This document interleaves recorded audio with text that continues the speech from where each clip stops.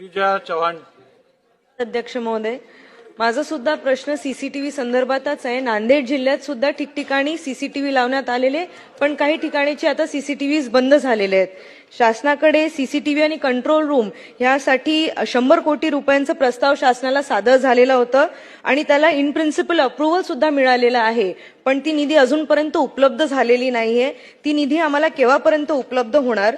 दुसरा प्रश्न माझा असा आहे की सर्वच तालुक्यात हाय लेवलचे सीसीटीव्ही कॅमेराज ज्यांची क्वालिटी चांगली आहे ती सीसीटीव्ही कॅमेराज लावण्यात येणार आहेत का? मेंटेनन्स अँड रिपेअर्ससाठी वेगळी काही निधी उपलब्ध होणार आहे का?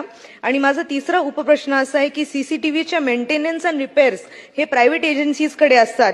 ते प्रायव्हेट एजन्सीजला देण्याऐवजी जर आपण सार्वजनिक बांधकाम विभागाच्या इलेक्ट्रिकल डिपार्टमेंटला देता आलं, सरकार ह्यात काही धोरणात्मक विचार करणार आहे का आणि त्याच्यावर काही निर्णय घेणार आहे का?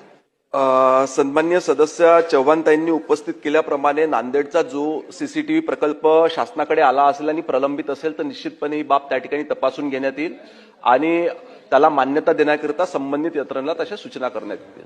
तसंच आपण सांगितलं की नांदेड जिल्ह्यामध्ये शहरामध्ये देखील काही सीसीटीव्ही प्रकल्प उभे करण्यात आले, परंतु ते बंद आहेत याची देखील माहिती शासनाकडून त्या ठिकाणी घेण्यात येईल आणि तातडीनं सदर सीसीटीव्ही कसे सुरू करता येईल याच्या संदर्भात कार्यवाही करण्यात येईल.